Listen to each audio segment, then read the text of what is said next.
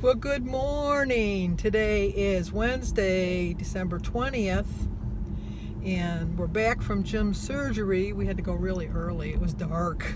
We had left at 7:15, and I think his appointment was we had to be there by 8 o'clock, and we left there about 10:30, and then we went to breakfast. And I have to tell you, I did pretty good for breakfast. I didn't get my usual fattening breakfast. I did get 2 slices of Texas toast, French toast. It still was a heavy breakfast. I think I figured it out when I got home. I think it came to 15 points, which is still high, but way less than that 39-point omelet I had 2 weeks ago. So I think I did better that way. But I had 2 slices of the Texas toast, French toast. So the egg is 0. The bread, the Texas toast bread said it was 3 points a slice. So I had 2 slices, so that's 6. And then I only had, I put it as 1/8 of a cup of syrup, but I really didn't have that much, because what I would do is I would slice the piece of the toast and then dip it into the syrup. They gave you a little round cup of syrup, not a cup, but like those little container things. So I did that, and then I had 3 slices of bacon, and I had a glass of water. So I think I did pretty good. But Jim went well. He said his surgery, he said the eye is still a little blurry, and he's comparing it to when he had the other eye done last week. But the other eye was so bad that I just think that he was expecting a lot. Boy, you guys are going all over the place. You gotta hang on. I don't know what you guys think this is. This is not a roller coaster. This is not a ride. Well, it is a ride, but so we have a lot of running to do. It's actually getting kind of cold. We've already reached our high. It's only 11 o'clock in the morning. Well, it's 11 o'clock? No, it's 12 o'clock. And we've already reached our high for the day. And if there's nobody behind me, good. I'm going to pull over to the side to secure you guys, because you guys are just jumping all around. You know what? We got a ways to go, and we haven't got time for you to be fooling around, jumping all over the place. So you need to sit down. Sit down, be good. And we'll get there when we get there. Remember that? How long before we get there? We'll get there when we get there. It's just up the ways. We're almost there. This is not really working, because it's really, you're bouncing everywhere. But anyway, we've reached our high, which was 33 degrees, and that was at 9 o'clock this morning. And right now it's 31. It's supposed to go to 27. So it's just, which is kind of good, because maybe the remainder of the snow won't melt then. You know what? I'm going to wait until I get to where I'm going, and then I will talk to you then, because you are not behaving, and when you don't behave, I might have to pull over. Well, okay, we've reached our first destination. We have to go today. I was going to tell you that earlier, but you guys were not behaving. You were. I know. It was me. We're going to the Hallmark store, because I have to get my Christmas cards. And then we're going to go to the auto store, because I have to get some stuff there, Christmas gifts there. And then we're going to go to Kroger's. And then I have to go to Walgreens, because I had some pictures printed up that I wanted to hand out at Christmas time. And then I'm going to go to the post office, because I got mail. I told you, look I remembered it. I remembered it, because I have to go. And I have a Christmas card going out for somebody. Who could it be? You might not get it in time for Christmas, though, but you'll still get it.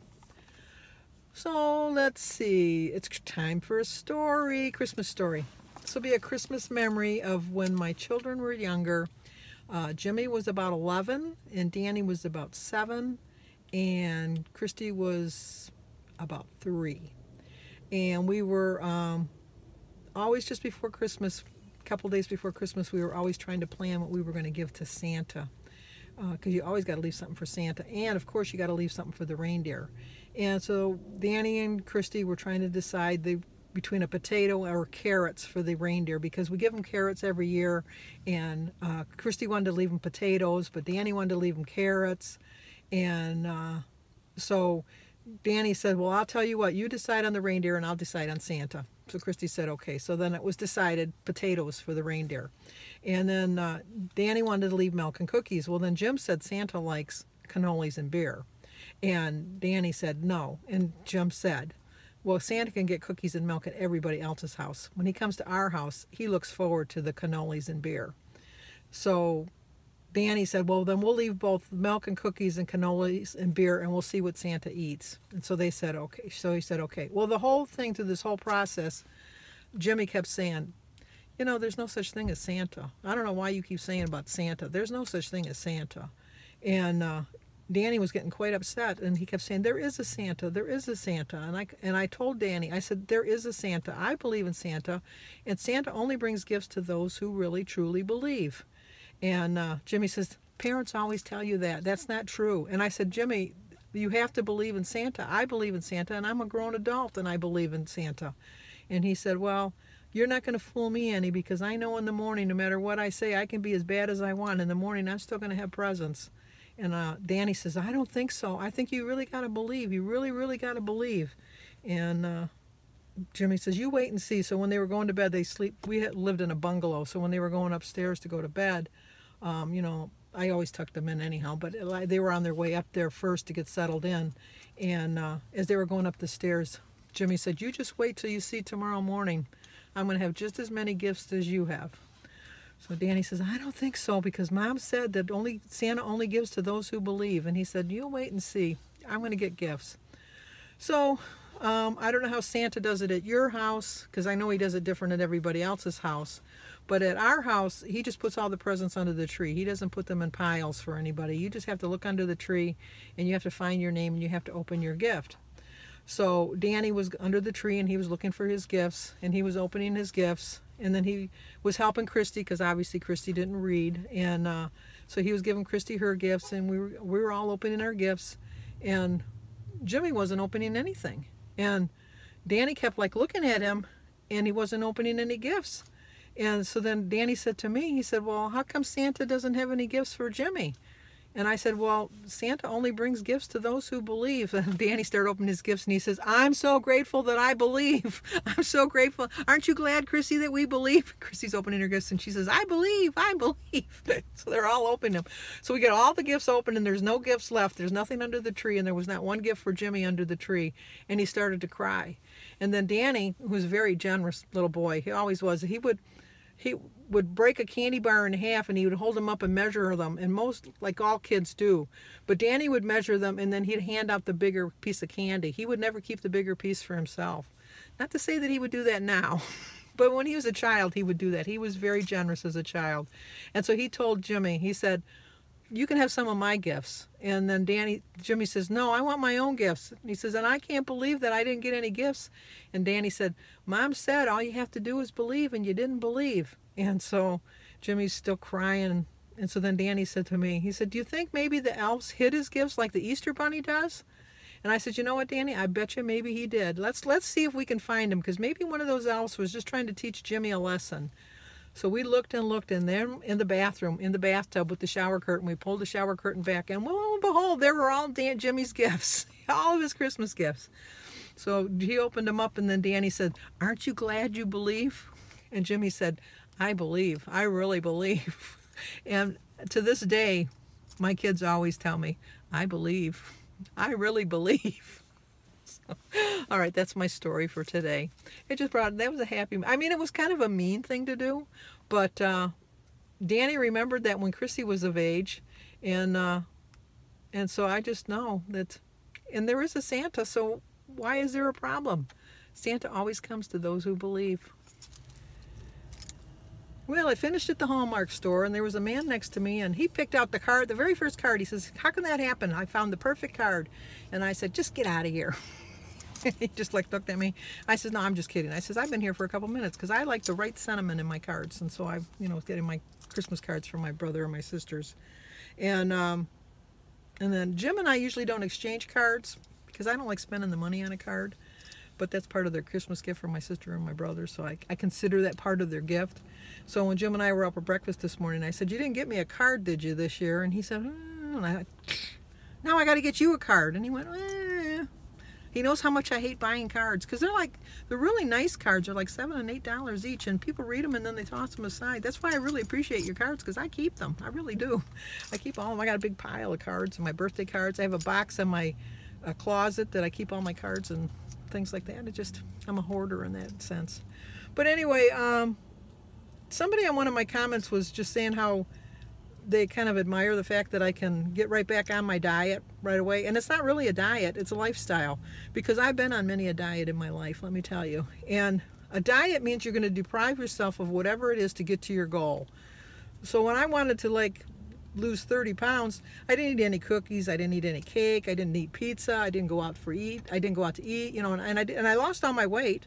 But so did I miraculously think that just because I lost my weight and went back to my old way of eating that I wasn't going to gain my weight back, which I did, and then I gained some more. So you got to learn, and it's a learning process, and it's, like I said, it's taken me a year to lose the 54 pounds. And it was, you know, and everybody gets sick of hearing, oh, if you lose a pound a week, it's 52 pounds in a year. I heard that for 65 years. Well, not 65 years, but 45 years at least. Well, if you lost at least a pound, you know. And I always hated the girls in high school. They go, I'm on a diet. And I'd look at them. I said, well, you got to lose like 5 pounds. And they go, well, you know, it's 5 pounds. And I think, well, man, I wish I would have just lost it when it was 5 pounds. It would have been so much easier.